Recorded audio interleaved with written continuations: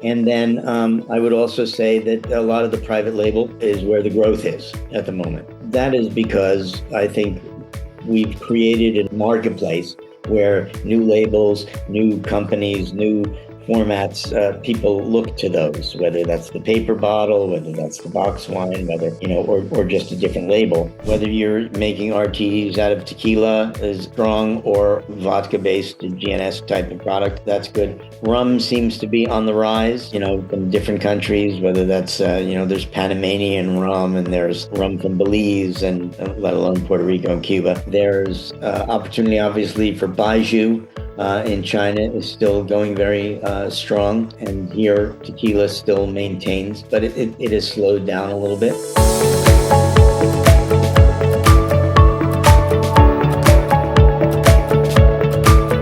Hey guys, this is Sid Patel, CEO of International Bulk Wine and Spirit Show and Beverage Trade Network.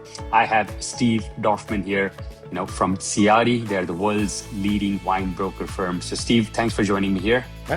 Always happy to be here. Great. So this talk is really about the current state of our bulk market, right? And especially in the context of the US market. So most of the questions that I have are really for the US market. We'll deep dive that.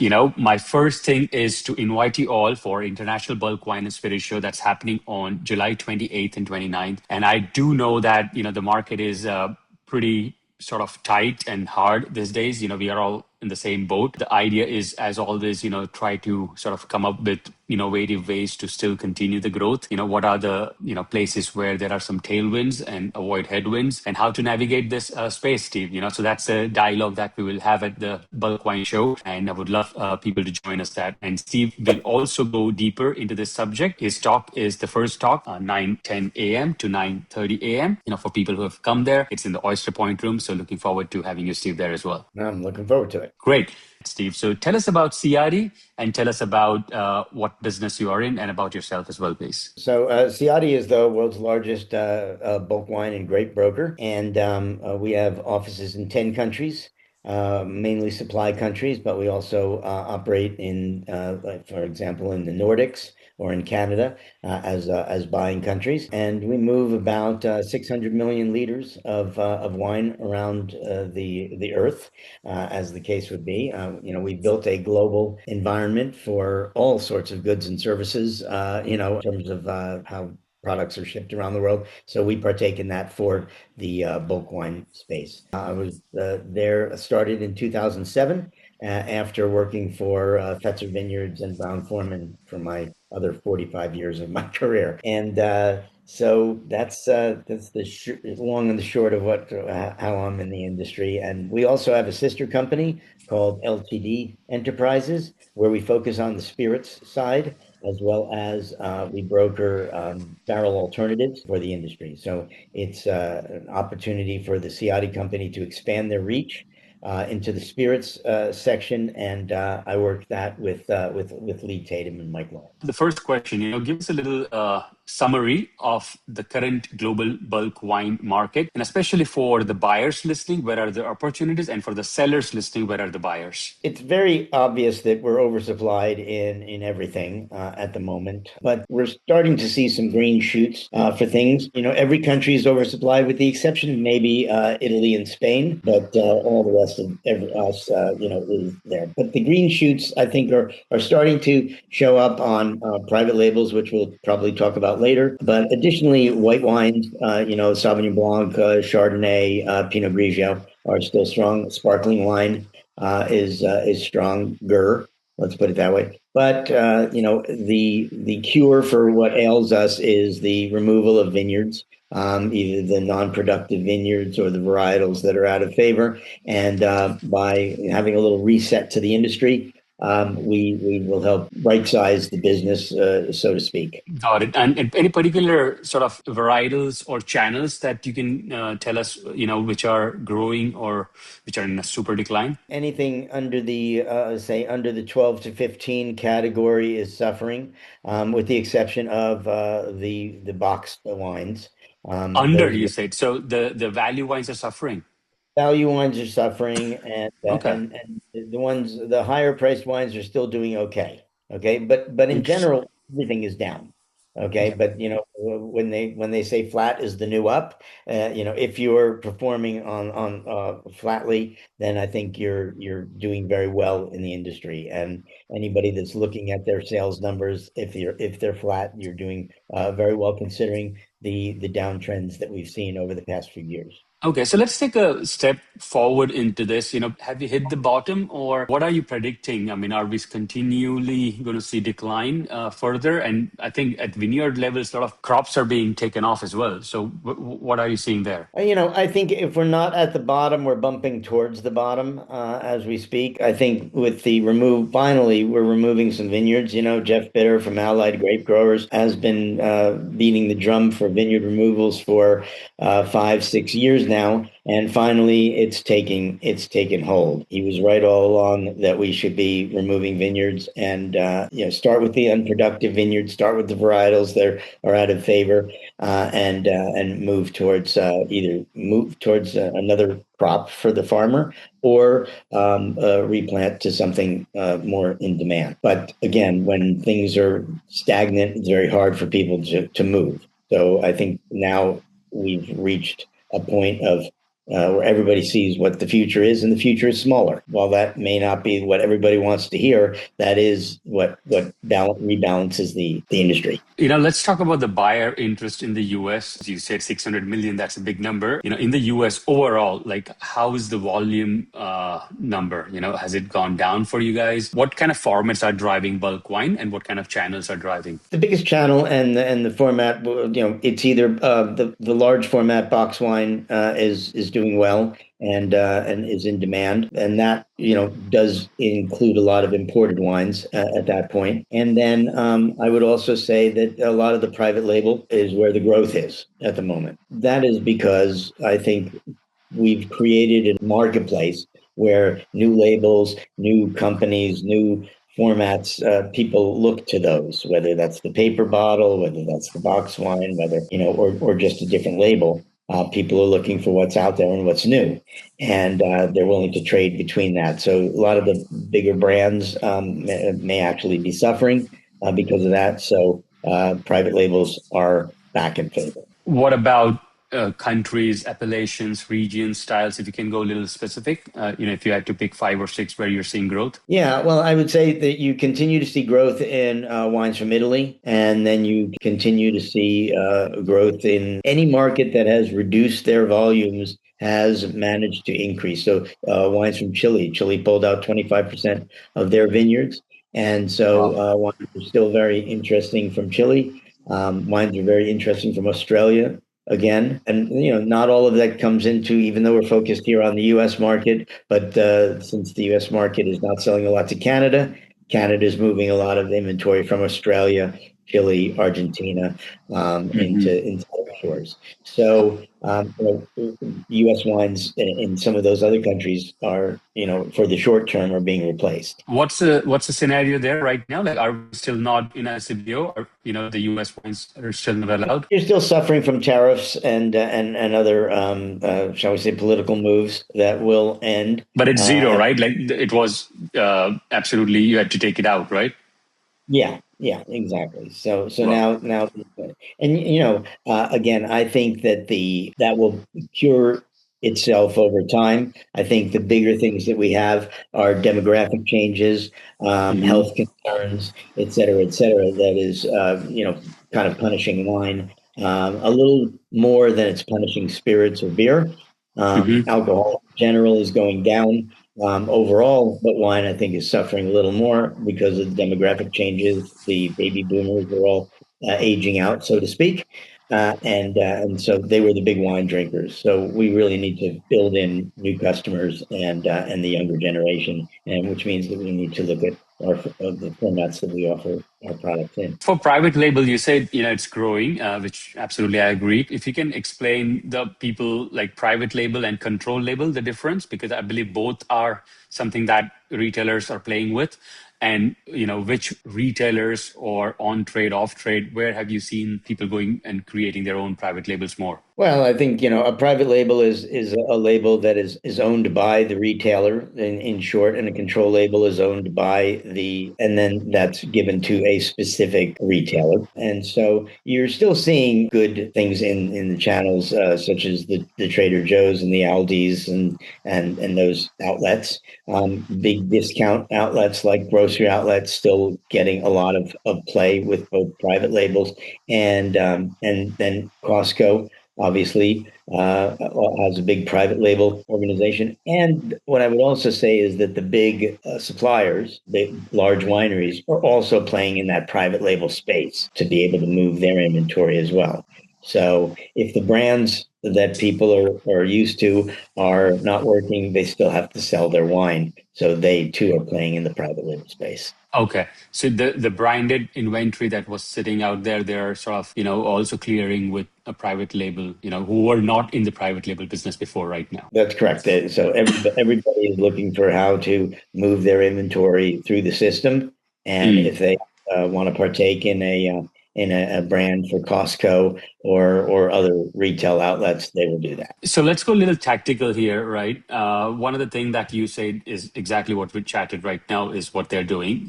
They're offering private label solutions on their inventory. If any winery or distillery is doing that right now, let's say, what other things they can do to clear that inventory? Like if there are some actionable steps that you can tell us, if I can just throw some obvious, like using broker companies like yourself, grocery outlets like that, discount outlets. But if you can just add, some more ways to clear the inventory. I think you could look at the attitude with how you are selling your product. One is make sure your wines are cleaned up. Sample that wine is basically bottle ready because the buyer wants to see finished wine and ready to go, whether it's wine or spirits. Make sure that you have samples at your broker, whether it's Ciatti or someone else. Make sure that they have it. They can't sell, as the old adage goes, they can't sell from an empty wagon. And if a buyer requests, send me Cabernet today, I'm tasting that, and you don't have your sample in their sample room, then you may not get tasted. And then what I would also say is be prepared for the deal. Know that the Mm-hmm. price is going to be low. If the market is if the broker says the market is between $4 and $5, don't be at $9. This isn't a time really to negotiate very heavily. It's the time to, as a broker, we tell everybody the same pricing. We tell the supplier and the buyer the same range of pricing. So be in that range. And finally, I would say if a deal comes or a request for a sample comes, close the loop. Don't be sitting there wasting time saying that, oh, there's other deals on the table. This is the time to sell your product and make sure you've closed the loop between the buyer, the seller, the broker, whomever, or directly with the retailer. It's time to be very proactive. And I think when things are in the doldrums, it's very hard for people to be proactive. But I think Mm-hmm. that you have to engage with things to be extremely proactive at this time. How's the winery to winery trade going? The contract bottlers, are they buying like the O'Neill's, Delicados of the world or Winery Exchange? Everybody is still operating, looking for opportunities. And so if they don't have enough, they're willing to buy. If they have too much, they're willing to sell. So those Are they wineries, holding inventory? Like, are people going on deals and stacking up while things are cheap? I don't think that there's a tremendous amount of speculation going on at all. Okay. Okay. I don't think anybody is willing to do this. If they need it, if they want it, if Okay. they have a program for it, they'll buy. If they don't, there's no speculation going on at the moment. Spirits, you say you guys have ventured into the spirits market. Tell us the same thing. What are you seeing at a global level and then maybe at a US level? Spirits, there's been a tremendous amount of increase in people producing spirits, whether it's rum or gin or whiskeys from all over. We're in a similar situation here that we overbuilt for what the marketplace was, and we're sitting in oversupply in all these areas. And prices went up, and there was a lot of speculation. And at this point, we're seeing that everybody's in oversupply as well. What I would say is, I was asked a question last week. I was in Kentucky, and there was a question last week: who's worse? Is it wine is worse, or spirits or whiskey? And bourbon in specific, they were talking about.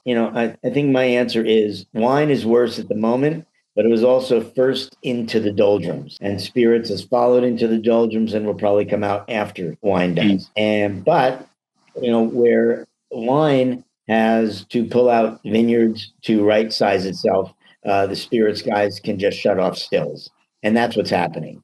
So a lot of stills are sitting idle, and this will create a future problem because we have a lot of aged inventory and not a lot of new make being produced today. So if mm, you're looking for a 2 to 4 year, it's going to be a balancing act of 2 to 4 year product when you're probably going to end up with a lot of 8 year product when we come out of the doldrums. So mm, their supply is a little different than the wine. Wine doesn't last as long as spirits, but it will right size itself. And the big guys are already doing that, whether it's the mm. Brown Club, the Sazeracs, or the Pernod Ricards. They have slowed down or stopped a lot of production, and worked through their inventories. So everybody's in the same boat. Mm. To that we're all oversupplied, and we're all working on cleaning up these inventories. In bulk spirits, are there spaces where at least some things are growing, where you're being asked for supply? Yeah, absolutely. I mean, I think the RTD area is still very, very hot. Whether you're making RTDs out of tequila is strong or vodka based GNS type of product, that's good. Rum seems to be on the rise, from different countries, whether that's there's Panamanian rum and there's rum from Belize and let alone Puerto Rico and Cuba. So there's plenty of opportunity there. There's opportunity obviously for Baijiu in China is still going very strong, and here tequila still maintains, but it has slowed down a little bit. Whiskey is the one that's having probably the most inventory because there was the most speculation on it for bourbon in the U.S. But we're seeing whiskey slow down from Scotland or Ireland in general. Again, everybody overproduced, and in the Hmm. spirit side, there was also a lot of investment schemes to buy new make, lay it down. And if you bought new make for $600 a barrel and you laid it down for 2 to 4 years, you would end up with $6,000 a barrel. And today you probably can get that same 4 year product for about the price of new make. The market went up, the market comes down, and but the whiskey doesn't go bad. It's just whether you want to put an age statement or not on it in the future. In fact, you said on Baiju, we are having a big entourage coming from China. So we have 12 exhibitors, entire Baiju producers this time at the IBWSS show. Good, good. Yeah, there is a company in in Kentucky that is doing some work with some Baijiu producers to bring it over, age it here, and then distribute it because of for the population that wants it here. So, it again, we Nice. go back to the global industry. Yeah. Contract distilling, same as I'm sure the drills that wineries are doing. How can spirits suppliers grow other ways, their revenue? And one of the word that comes is contract distilling.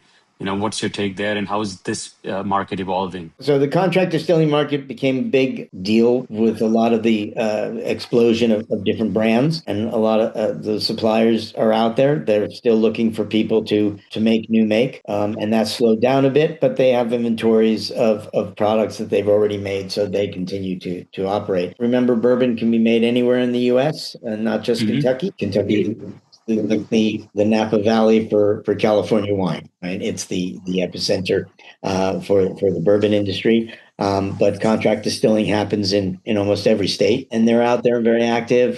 Somebody that comes to mind that'll be at your show, the IBWSS show, is Stateside Distilling out of North Carolina, and Pete Barger and his crew are great suppliers, and they're out there looking for that. And like I said, you have a number of them around the industry. Whiskey House in Kentucky.